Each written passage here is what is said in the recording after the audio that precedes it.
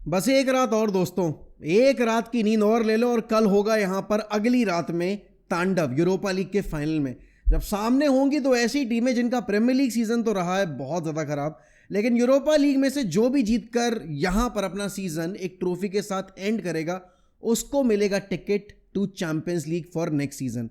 और यहां पर एक चीज़ और इस फाइनल के बाद प्रूव हो जाएगी कि आपका जो भी यहां पर फॉर्म रहा है रिस्पेक्टिव लीग के अंदर वो आपके दूसरे कंपटीशन पे असर नहीं डाल सकता। एंड आई थिंक यहाँ पर यूनाइटेड और स्पर्स यही कोशिश करेंगी कि इस सीजन में जो इतने सारे अप्स एंड डाउन्स, बल्कि डाउन्स ही डाउन्स रहे हैं, उनको एक पॉजिटिव नोट पे एंड किया जाए। एंड डेफिनेटली यहाँ पर me being a United fan would definitely want to lift that Europa League trophy, not because मुझे अपना ईगो सेटिस्फाई करना है, नॉट बिकॉज मुझे यहाँ पर लोगों को प्रूव करना है कि हम यहाँ पर यूरोप में अच्छे हैं या फिर हमने इतने खराब सीजन में भी यूरोप की एक ट्रॉफी जीत ली, बल्कि इसलिए बिकॉज ये यूरोपा लीग की ट्रॉफी जो बजट लेकर आएगी उससे आपको डायरेक्ट बेनिफिट मिलेगा आपके ट्रांसफर मार्केट में। और जब आपकी ट्रांसफर मार्केट में थोड़ी सी हेल्प हो जाएगी उससे आपका स्क्वाड जो है वो इंप्रूव हो जाएगा। एंड डेफिनेटली वो स्क्वाड इंप्रूव करके आपको नेक्स्ट सीजन में थोड़ा फुटबॉल पिच के ऊपर भी रिटर्न देगा। एंड फिर जब फुटबॉल पिच पर रिटर्न मिलेगा तो आने वाले सीजन में भी आपका जो बजट होगा वो बेटर होगा। एंड डेफिनेटली आपकी जो होप्स होंगी to play Europe, not the Champions League competition but to play in Europe next season, वो भी बढ़ जाएंगी। तो hey guys and welcome back to 1MEFC। मेरा नाम है मोहक और यहां पर आज हम इस वीडियो में बात करने वाले हैं यूनाइटेड वर्सेस स्पर्स के यूरोपा लीग फाइनल की।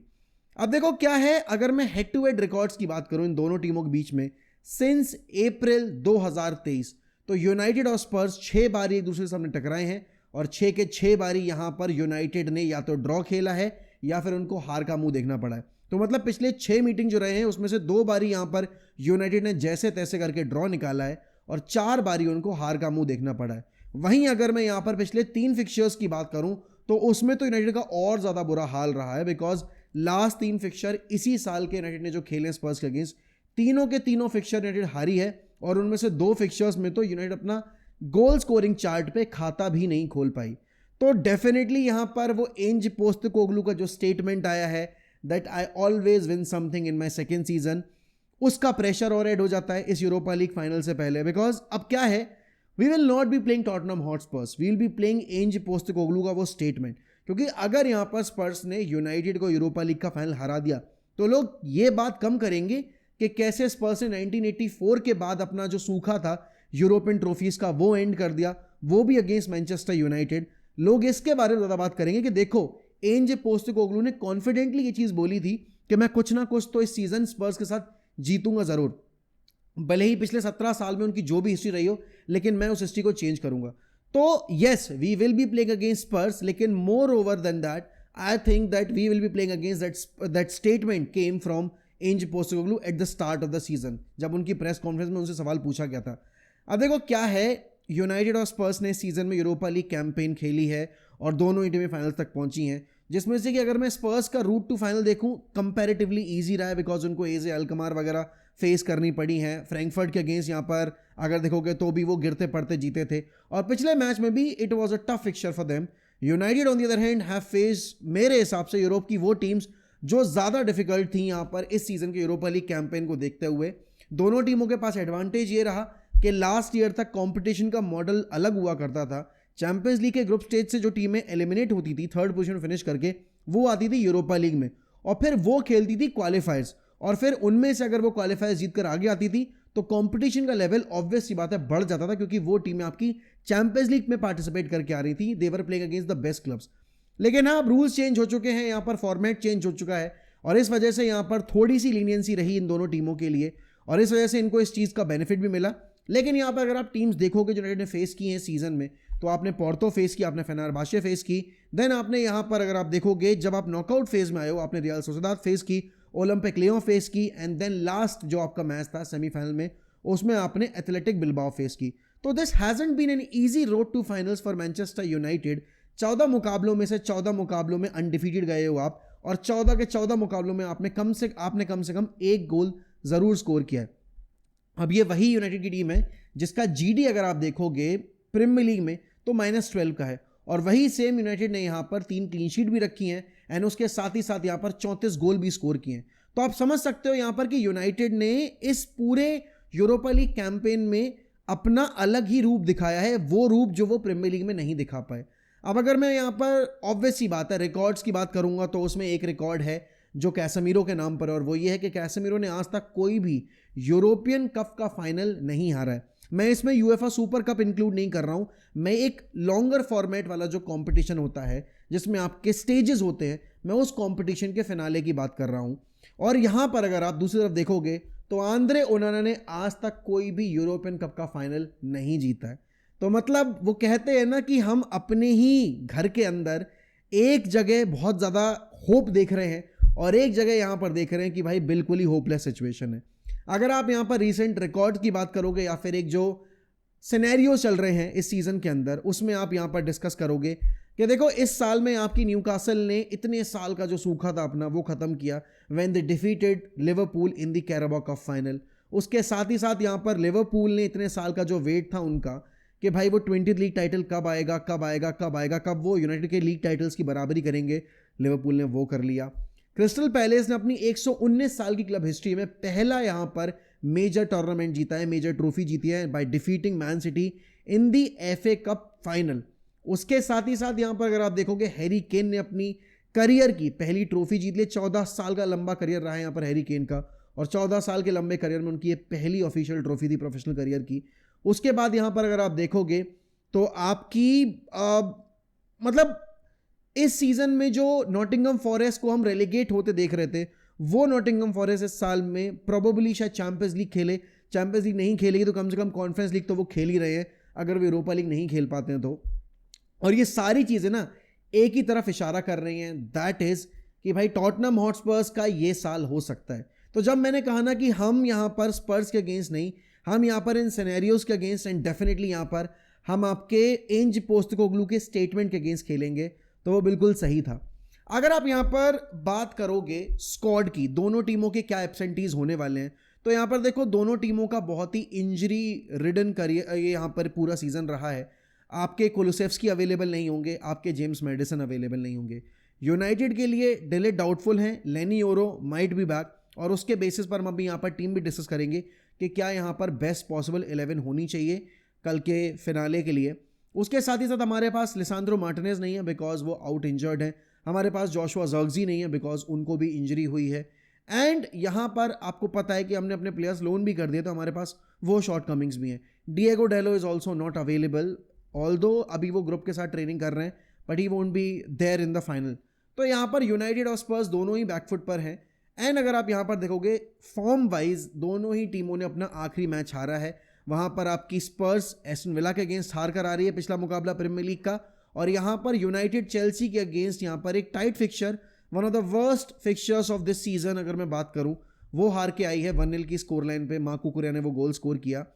तो डेफिनेटली यहाँ पर दोनों टीमों के ऊपर आप पूरे कॉन्फिडेंटली गैम्बल नहीं खेल सकते कि भाई यूनाइटेड इस गेम में डोमिनेट करेगी या स्पर्स इस गेम में डोमिनेट करेगी। हालांकि हेड टू हेड फिक्चर के हिसाब से आप बोलोगे कि स्पर्स का बेटर चांस है, लेकिन फिर आप यूरोपा लीग पर्सपेक्टिव से देखोगे तो यूनाइटेड का एक अलग ही यहाँ पर रूप हमें देखने को मिला है। अब बात अगर मैं करूँ देखो टीम पर आने से पहले कि इस फाइनल की सिग्निफिकेंस कितनी ज़्यादा है फॉर मैनचेस्टर यूनाइटेड, क्योंकि जितना मुझे बात करना था स्पर्स के बारे में वो तो मैं कर चुका। यूनाइटेड के लिए फाइनल बहुत इंपॉर्टेंट है, not because we want to satisfy our ego कि इतने खराब सीजन में भी हमने एक ट्रॉफी जीत ली।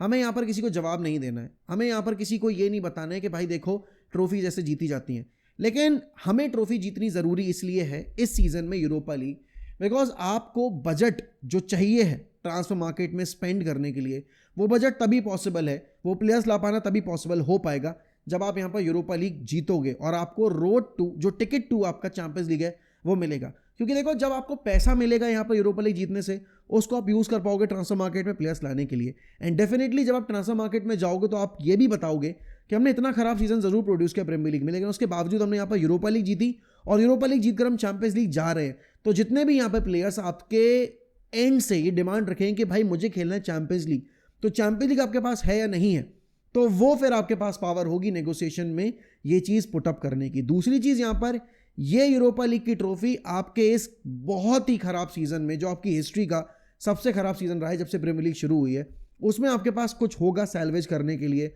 एंड यहाँ पर क्योंकि जब आपके पास बजट होगा तो आपका स्क्वाड इंप्रूव होगा, जब आपका स्क्वाड इंप्रूव होगा तो नेक्स्ट सीजन की टीम आपकी बेटर होगी। जब आपकी नेक्स्ट सीजन की टीम बेटर होगी, रूबन एमरिम के अकॉर्डिंग वो टीम बनेगी, तो डेफिनेटली यहां पर आपका फुटबॉल इंप्रूव होगा। जब फुटबॉल इंप्रूव होगा तो लीग में जो पोजीशन इस साल थी हमारी वो इंप्रूव होगी, एंड जब हमारी लीग में पोजीशन इंप्रूव होगी तो कमिंग ईयर में भी आपको इस चीज का बेनिफिट मिलेगा।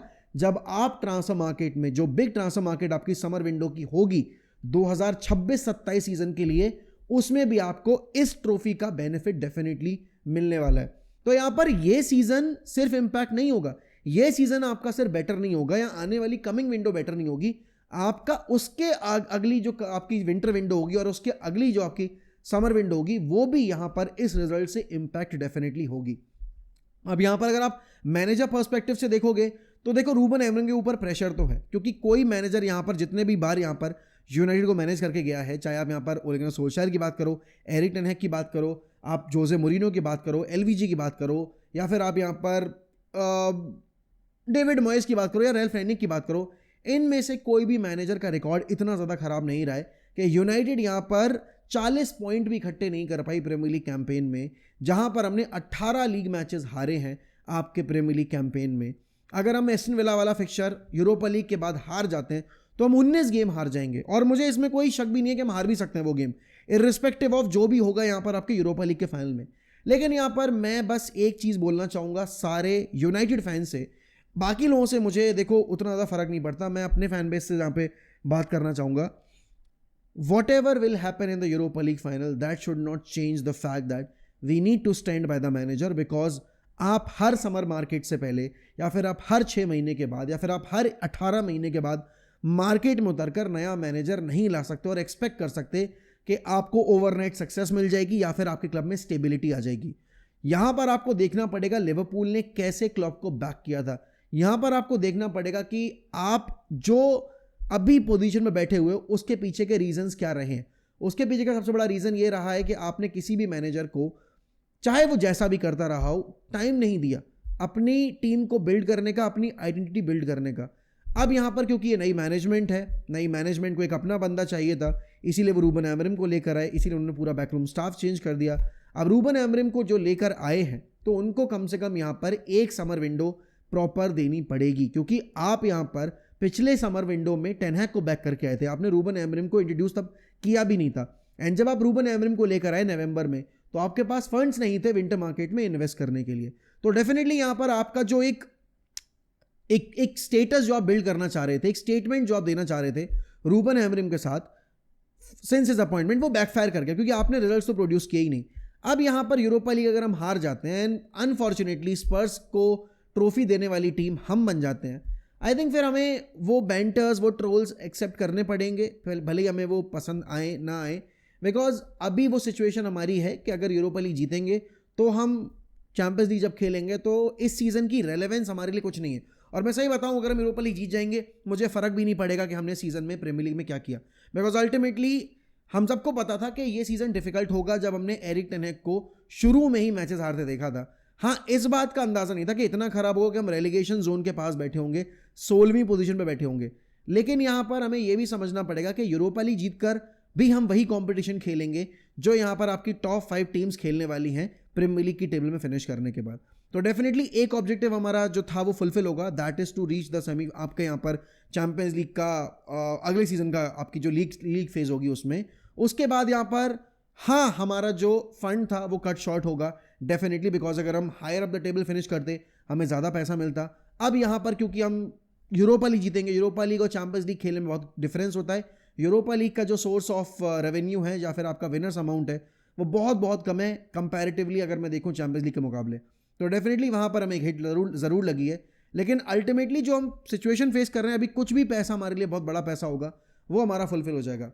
तो यूनाइटेड यहाँ पर यूरोपा लीग का फाइनल अगर हार भी जाती है, आई थिंक उसके बावजूद हमें रूबन एमरिम को, ना चाहते हुए भी, आप में से बहुत सारे लोग नहीं पसंद करते होंगे रूबन एमरिम को, ना चाहते हुए भी हमें बैक करना ही पड़ेगा। And I think we are sane enough to understand that this process of sacking and hiring a new face every 6 months or every 18 months need to stop if we really want to bring some stability into the club. And I think Ineos knows this pretty well.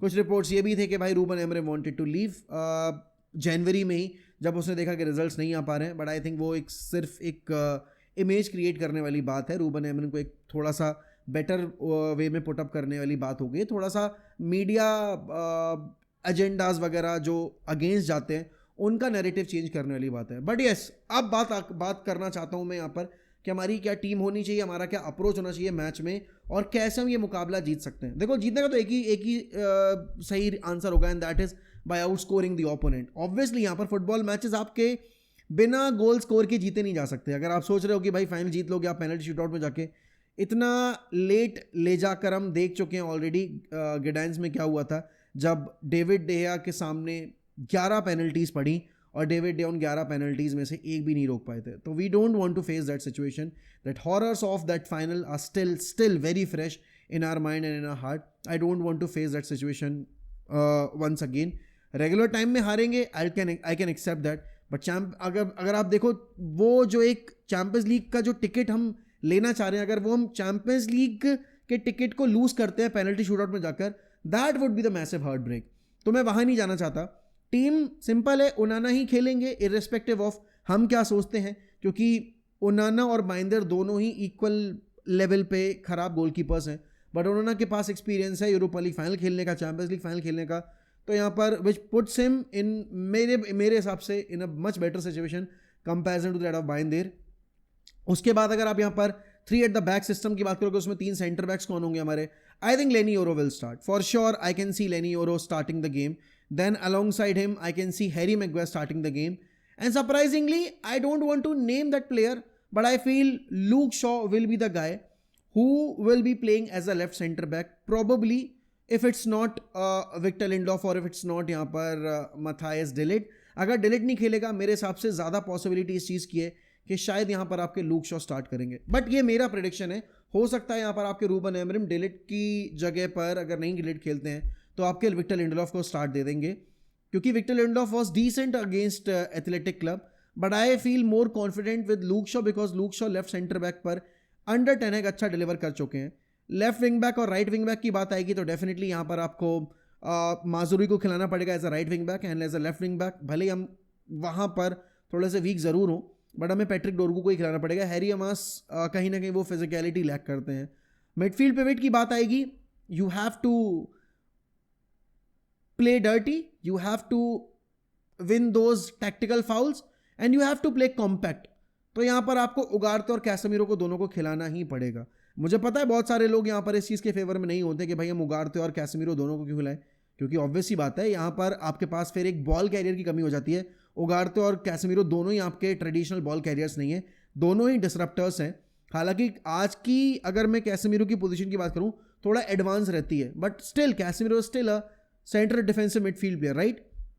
बात उसके बाद आएगी यहाँ पर आपके 2 forwards कौन होंगे जो वाइडर फ्लैंक्स पे खेलेंगे। तो मेरे हिसाब से वो 2 फॉरवर्ड्स तो ऑब्वियस ही बात है, अगर आप देखोगे तो आपको एक रखना पड़ेगा गर्नाचो और एक ब्रूनो रखना पड़ेगा। आई थिंक अमाद, अगर माजरूई को हम राइट सेंटर बैक खिला रहे हैं तो Amad will be playing as a wing back, वरना तो मेरे हिसाब से अमाद को हम एज अ सब्स्टिट्यूट लेकर आएंगे। I don't know why I feel it, but I feel Ahmad brings more impact when he comes on as a sub, या फिर he brings more stability when he plays as a wing back. अब इस मेरे opinion से बहुत सारे United fan शायद disagree भी करें, और देखो डिसएग्रीमेंट्स होना बहुत ज़रूरी भी होता है, क्योंकि हर चीज़ जो मैं बोल रहा हूँ वो फैक्ट नहीं है, वो मेरा ओपिनियन है। तो आपको अगर लगता है कि जो मैंने ओपिनियन दिया है वो गलत है, तो आप उस ओपिनियन को मतलब बेसिकली आप काउंटर कर सकते हो एंड यहाँ पर अपना जो एक ओपिनियन है वो रख सकते हो कॉमेंट सेक्शन में, और इसीलिए यहाँ पर फैन चैनल्स होते भी हैं। बात अगर आप करोगे नंबर 9 की, प्रीमियर लीग वाला रैस्मस हॉयलैंड और यूरोप का रैस्मस हॉयलैंड अलग है, ज़्यादा अलग नहीं है बट फिर भी अलग है, बिकॉज यहाँ पर यूरोप में आपके रैस्मस हॉयलैंड ने गोल स्कोर कर रखे हैं और टॉप गोल स्कोरर्स की लिस्ट में रैस्मस हॉयलैंड का भी नाम आ रहा है। वहीं अगर मैं ब्रूनो फर्नांडिस की बात करूँ, ही इज़ द वन जो कि टीम को कैरी करता है। तो ऑब्वियस सी बात है ये 11 की टीम मैंने सेलेक्ट की है। अब बात ये आती है कि आखिरकार यूनाइटेड और स्पर्स का जो मुकाबला होगा उसमें यूनाइटेड को अपने एंड से क्या करना है। देखो, सबसे पहली चीज़ जो हमें करनी है, सेट पीसेस डिफेंड करने। याद होगा लास्ट टाइम कैराबा कप का हम जो क्वार्टर फाइनल था वो कैसे आ रहे थे, हमने सीधे कॉर्नर से गोल कंसीड किया था, जो है यूंगमिन सॉन ने सीधे कॉर्नर से गोल स्कोर कर दिया था। दूसरी चीज़ यहाँ पर आपको सोलंकी, यूंगमिन सॉन और आपके ब्रेनन जॉनसन को रोकना पड़ेगा। ये 3 फ्रंट जो आपके हैं ये यहाँ पर आपके वर्क हॉर्स भी हैं, बहुत पेसी भी हैं एंड अगर आप देखोगे they have got the intelligence to play between the lines. United बहुत स्ट्रगल करती है जब सामने वाली टीम उनके बिटवीन द लाइन चैनल्स को ब्रेक करती है. हमने ज़्यादातर गोल्स वैसे ही कंसीड किए. तीसरा यहाँ पर मेन पॉइंट ये है, you can not concede the first goal because once United concede that first goal उनके शोल्डर्स ड्रॉप हो जाते हैं.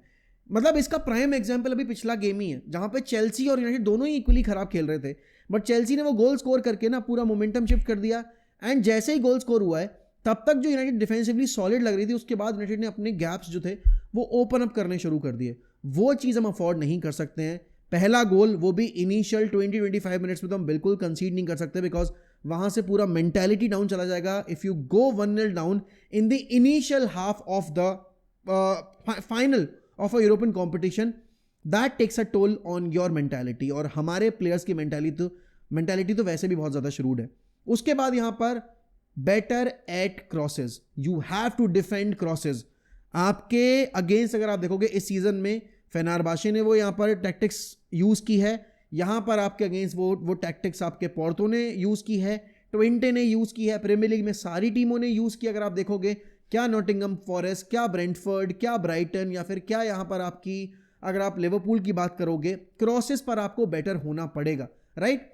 उसके बाद यहाँ पर you have to shut down the channels. Narrow खेलना पड़ेगा जितना हो सके कॉम्पैक्ट रखो मिडफील्ड को, स्पेस मत दो मिडफील्ड को, defend numbers. If anybody comes to you and say that कि भाई नहीं तुमने गंदी फुटबॉल खेली है, एक्सेप्ट दैट हाँ हमने गंदी फुटबॉल खेली है, लेकिन अगर हम वो गंदी फुटबॉल खेलकर यूरोपा लीग की ट्रॉफी जीतेंगे, at the end of the day the trophy matters because that will give you the amount to spend into the आपका summer market and also a ticket to the Champions League next season के लिए.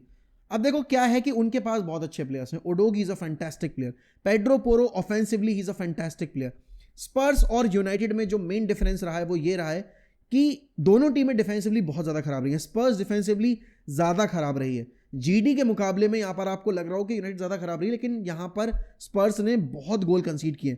हालांकि United ने भी कम गोल कंसीड नहीं किए, लेकिन उनके कंपैरिजन में हमने कम गोल्स कंसीड किए. अब पता है प्रॉब्लम क्या है? यूनाइटेड का सबसे बड़ा इशू रहा है गोल स्कोरिंग फॉर्म. यहाँ पे Spurs is one of the highest goal scorers Premier League perspective से अगर मैं बात करूं, एंड यूनाइटेड ने सिर्फ 42 गोल स्कोर किए प्रीमियर लीग में. वहां स्पर्स ने यहाँ पर 63-64 गोल स्कोर कर रखे हैं प्रीमियर लीग में.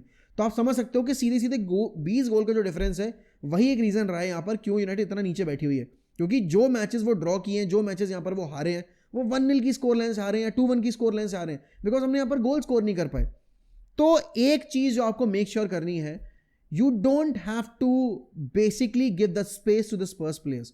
उसके बाद score the first goal as soon as possible and do not play high line, because if you end up playing high line आपके पास डिफेंस में पेस नहीं है. आपका अगर आप देखोगे यहाँ पर डिलीट खेलेगा, उसके पास पेस नहीं है. आपके यहाँ पर मैगवायर के पास पेस नहीं है. विक्टर लिंडलॉफ खेलेंगे, उनके पास पेस नहीं है. And I don't trust Luke Shaw with the pace as well. Mazraoui is decent, Dorgu is decent, लेकिन माजरूई डिफेंसिवली बहुत सॉलिड है, Dorgu is not defensively that solid. तो वही सबसे बड़ा कंसर्न है. Casemiro hasn't got the legs, तो आप वो ओवर कमिट नहीं कर सकते अपने प्लेयर्स को. You have to be clinical. The most important part about this final is being clinical. United have been very poor in under performing their xG. उन्होंने बहुत सारे मैचेस में अपना एक्सजी अंडर परफॉर्म किया है, and that is the reason for their suffering. United के players को यहाँ पर specially Garnacho and Rasmus Hojlund, they need to be clinical, because set pieces पर आई कैन ट्रस्ट ऑन यहाँ पर लेनी ओरो या फिर मैगवायर पे ट्रस्ट करूंगा. सबसे इंपॉर्टेंट प्लेयर सेट पीसेस पर हमारा होगा कैसेमीरो. अगर मैं क्रिएटिव साइड पे बात करूंगा, मैं यहाँ पर ब्रूनो फर्नांडिस के ऊपर आंख बंद करके भरोसा कर सकता हूँ, लेकिन मैं यहाँ पर फिनिशिंग के पर्सपेक्टिव से हॉयलैंड और गर्नाचो के ऊपर भरोसा नहीं कर सकता. अब प्रॉब्लम पता है क्या है? Rasmus Hojlund is very poor in positional play. Rasmus Hojlund is very poor with the buildup play. Rasmus Hojlund is very poor aerially. United यहाँ पर एरियल डुअल्स नहीं जीत पाती है बिकॉज उनके पास वो नंबर 9 नहीं है. तो एक सबसे बड़ा रीजन है क्यों मैनचेस्टर यूनाइटेड इस पूरे सीजन में स्ट्रगल करता हुआ आया है. आई नो यहाँ पर मैंने बहुत बड़ी वीडियो बना दी, आप में से आधे लोगों का इंटरेस्ट जो है हाफ वीडियो में ही खत्म हो गया होगा, लेकिन क्या है ना, ये फाइनल है और इस फाइनल को लेकर बहुत ज़्यादा एंटिसिपेशन है, ना सिर्फ स्पर्स और यूनाइटेड फैन बेस के अंदर बल्कि न्यूट्रल्स के अंदर भी, बिकॉज उनको इस फाइनल की रेलेवेंस समझ में नहीं आ रही. उनको यूरोपा लीग से जीतने वाली इस साल की टीम कैसे चैंपियंस लीग खेलेगी, स्पेशली वो दो टीम्स जो 16th और 17th बैठी हुई हैं, वो समझ में नहीं आ रहा है। और इसीलिए इस मैच को जीतने का जो एक जुनून है वो ज़्यादा होना चाहिए दोनों टीम के अंदर, लेकिन मैं चाहूँगा कि मेरी टीम के अंदर ज़्यादा हो। I expect this final to be a high scoring final. I expect this final to be a final of moments, to be a final of controversy definitely, because controversy होगी. This is an all English final. Last time जब all English final हुआ था तो यहाँ पर आपकी Europa league के अंदर तब आपकी आर्सेनल और चेल्सी भिड़ी थी आपस में।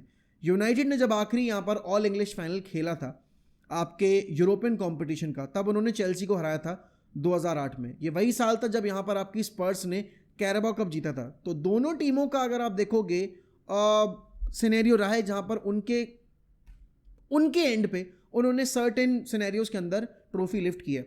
बस एक पॉजिटिव जो यहाँ पर मैं लेकर चल रहा हूँ कि यूनाइटेड ने सीजन में यूरोपा लीग के अंदर हर गेम में गोल स्कोर किया है, तो I expect them to step up and I expect them to deliver.